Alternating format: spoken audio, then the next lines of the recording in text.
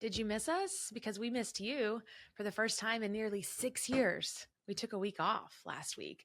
And we did so for a great reason. Number one, it was spring break, and I wanted to enjoy my family, but also enjoy time to reset, recharge, and get back to the reason why we started the CEO Teacher podcast. And welcome to the brand new era of the CEO Teacher podcast. In the coming years, we're going to be talking about the 6 steps that are going to help you establish a real business that lasts. And today's show is all about the 5 strategies that you can use to help you get there. I will say that this is going to be my favorite show I've ever done. I am so excited about the things that I'm going to talk about today. Some of them I've never publicly spoken about before. And also, quite frankly, I'm a little bit nervous to share some things that I have never said out loud. So, yeah, we're going through it right now. But the 6 steps to building a successful business, we've been training ourselves over the last decade to really figure out what that might look like. And there are 6 main categories: establish, design, research, market, streamline, and flourish. And over the next few years in the CEO Teacher podcast, we're going to dive down deep in exactly what makes people successful. We're going to go through each main category and teach you the different steps along the way. We're in our established portion right now. This is going to be where we start. We'll move into design, research, market, streamline, and flourish over the coming months. But today, we're going to focus in on what it means to really establish a business. And I want to share the 5 strategies, actually the top 5 strategies for establishing a business that lasts. One of my favorite quotes is by Brad Thorne. It says, "Success leaves clues. And if you sow the same seeds, you'll reap the same rewards." And I remember when someone first told me about success leaving breadcrumbs, and knowing that you can look back at people who have been very successful and you can say, what got them to where they are now? And if you begin with the end in mind, you can kind of just, I talk about Hansel and Gretel to my kids all the time. I'm like, think about how you can leave little impressions on people throughout their life and be good to them and kind to them. And over time, develop a beautiful relationship.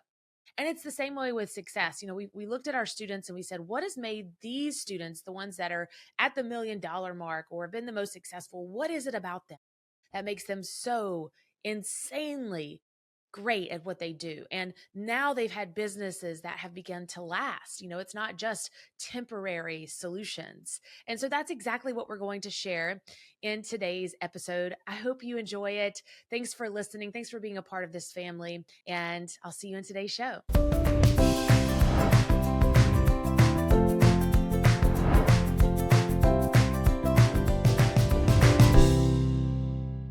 Teachers, can we all agree on something? You're absolutely awesome at what you do. You know it. Your students know it. Your colleagues know it. From the outside, you're doing all the things right. But what happens when you need a little pick me up, a pep talk, a support system to keep all those parts moving flawlessly? And the people that you hang around every day, they're just not it. You need something more.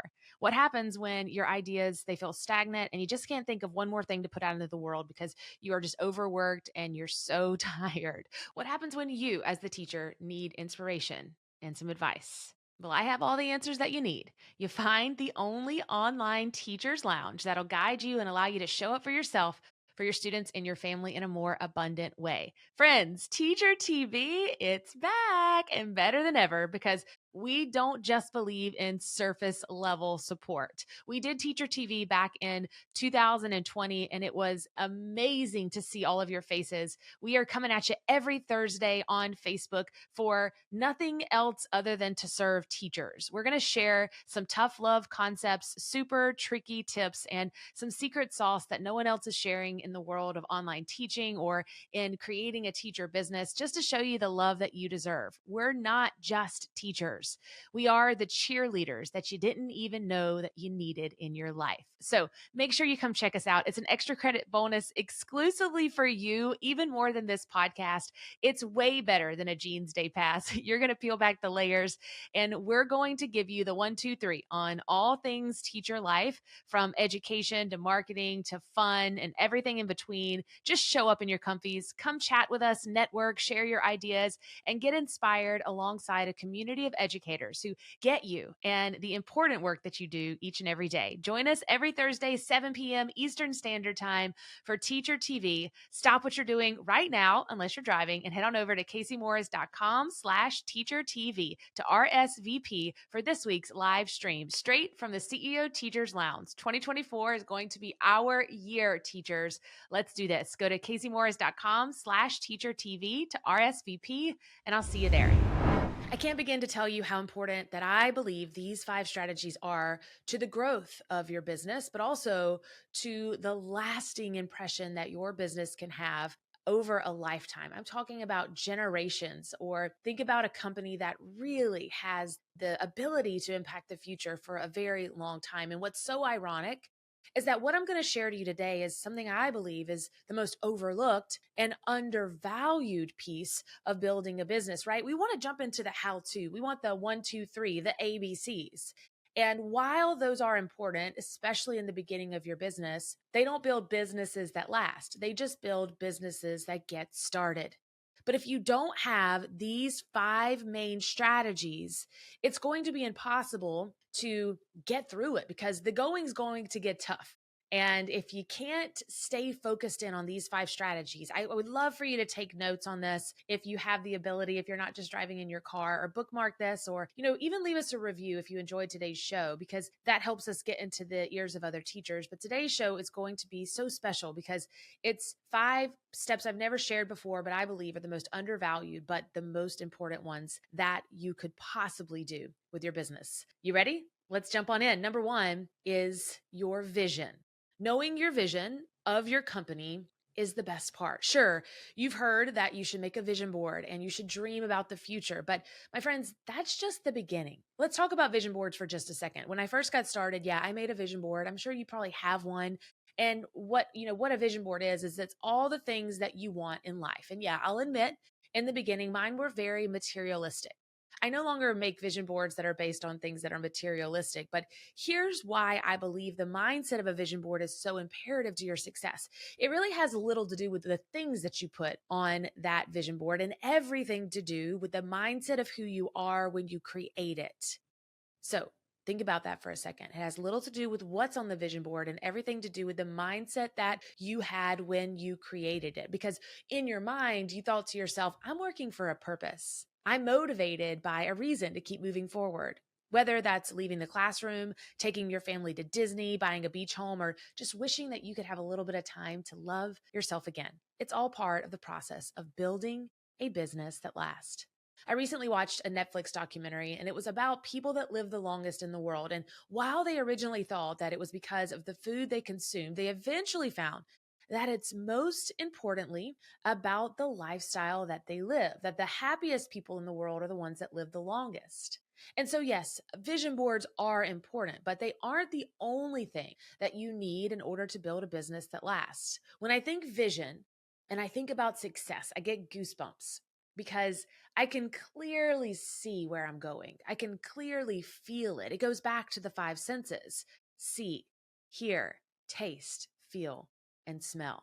It's silly to even think about, but if you can't clearly see who you are supposed to be in the future, if you can't hear the words you speak to your soul in a new timeline of life, if you can't taste figuratively and literally the new life that you want to get to experience, or feel the future happy you and smell what the world would smell like around you, I don't believe you'll ever get there. We all have different visions of what we want success to look like. And as a teacher, it could mean, like I said, leaving the classroom, but what's next? Is it walking your dogs to the park? Is it taking your kids to play? What does your day-to-day look like? If you're at the park, can you smell the grass? Can you see the blue skies?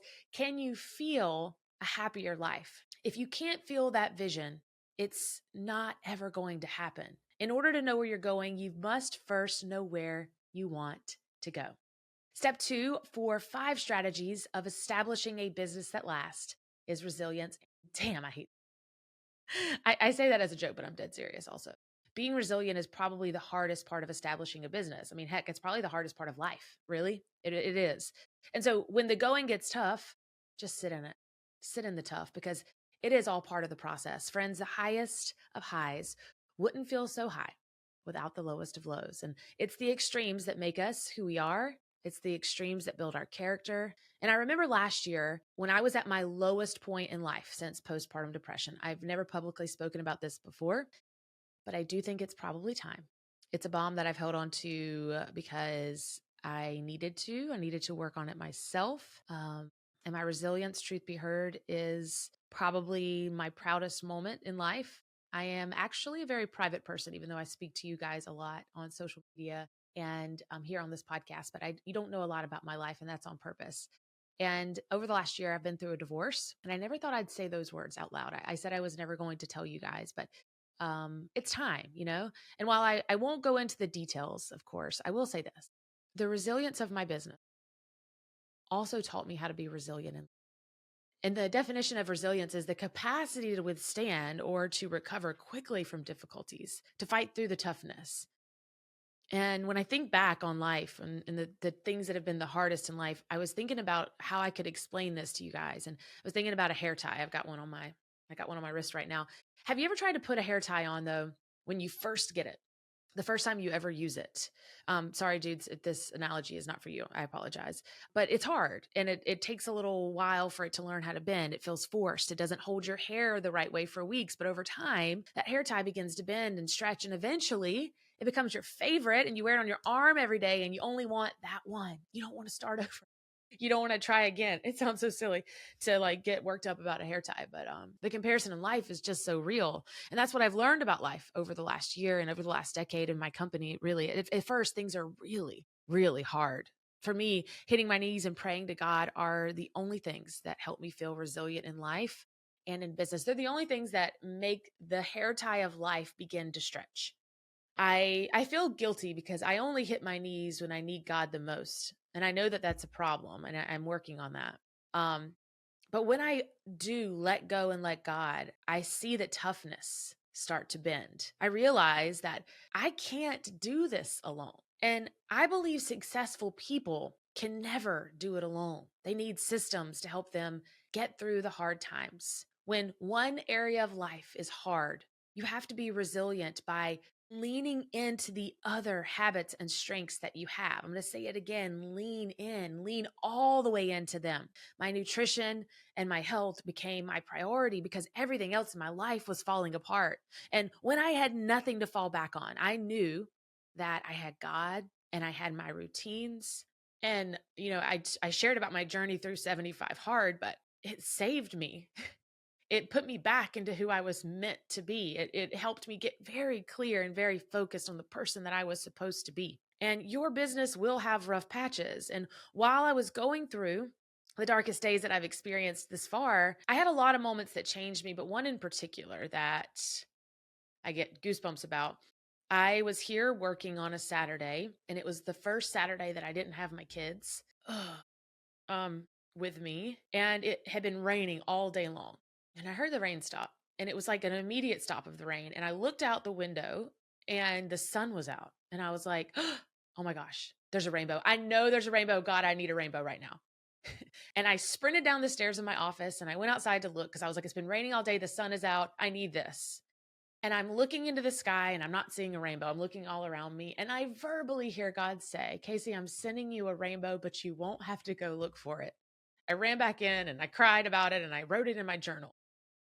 And I was like, okay, all right, I'm listening. And I worked here for a few hours and it was about 6 o'clock, which is right when the sun is setting.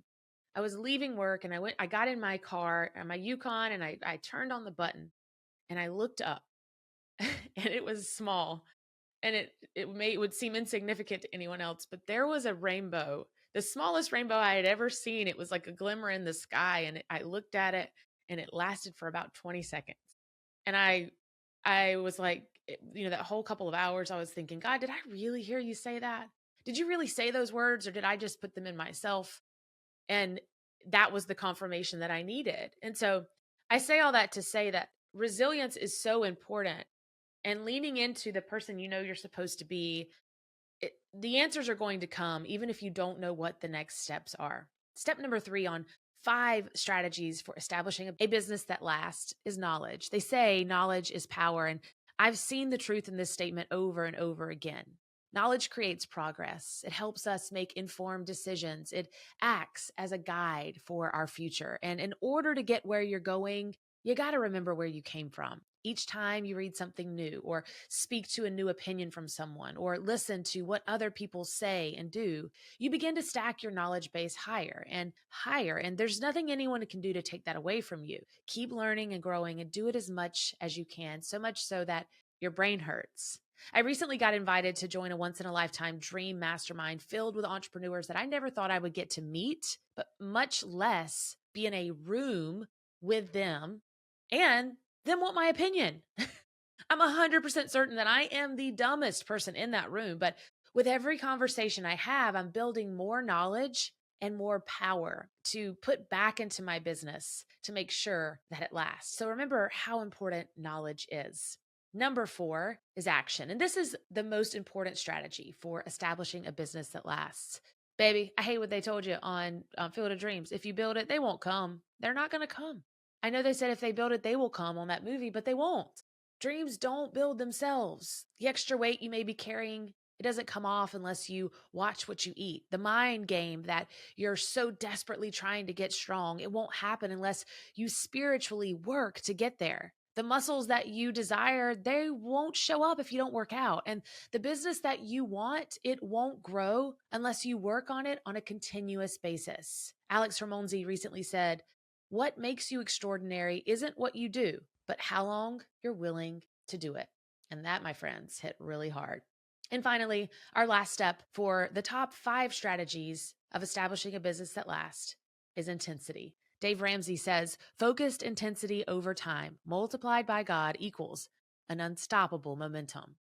I believe momentum is one of the most important pieces in life, and too often it's overlooked and people put the brakes on when they need to keep pushing. There are times when you are establishing a business, you can just feel it in your bones, an insatiable knowing that there is some unforeseeable force behind the magic because you feel it inside. It's when God's given you all the green lights, and although you can't put your finger on it, you just know. That's when it's time to crank up the intensity, not slow down. People self-sabotage their success when it starts to really burn the candle at both ends because it gets hard. You get tired. The things that got you to where you are will no longer get you to where you want to go. And that's scary because it's all new.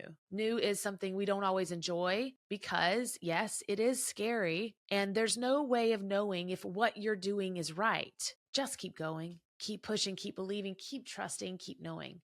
I know this episode has been very faith-based, which is not normally how I do things, but it was laid on my heart today to go this route. And this morning I got back to my 5:30 a.m. gym routine, which I've been a little bit out of the last couple of weeks. And I was running 5 miles this morning on the treadmill, and I had gotten the Assault Runner. I go to a CrossFit gym, and this week actually I'm running a marathon that I've been training for the last 6 to 8 months in Kentucky. I can't wait. I can't wait to hopefully cross the finish line. We'll see. We'll see if it happens. And so this morning I grabbed the Assault Runner, and it's a little bit different kind of treadmill. You have to actually run on it to make it go. Like, you don't press a button to make it go. Your feet make it go. It's hard to run on it first, but it's actually much more comfortable than the typical treadmill. And there's like a handle at the back of it, so you could pick it up and wheel it. And so I was like, I need to get out of here. I need to go outside. And so sometimes I will wheel the treadmill out to the main patio area. And at 5:30 in the morning, I knew I had to run for at least an hour. So I knew I was going to get to watch the beginning of the sunrise. And so anytime I am in nature or feeling the feels, I will ask God to guide me.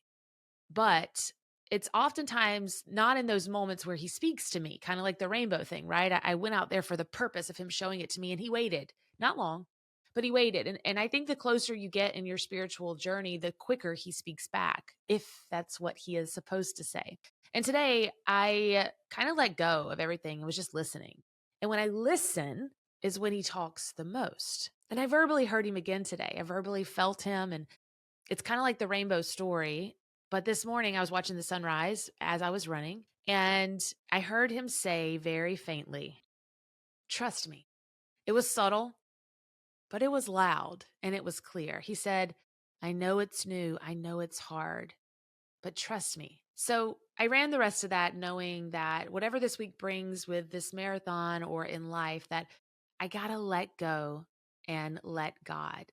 So I'll keep pushing and I'll keep knowing that this intensity and this momentum is part of the journey that will get me to where I'm going.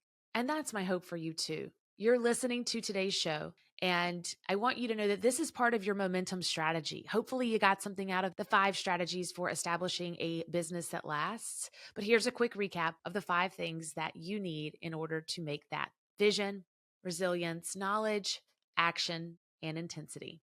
Thanks so much for listening to today's show. As always, remember your best is yet to come, and I'll see you right back here next Wednesday.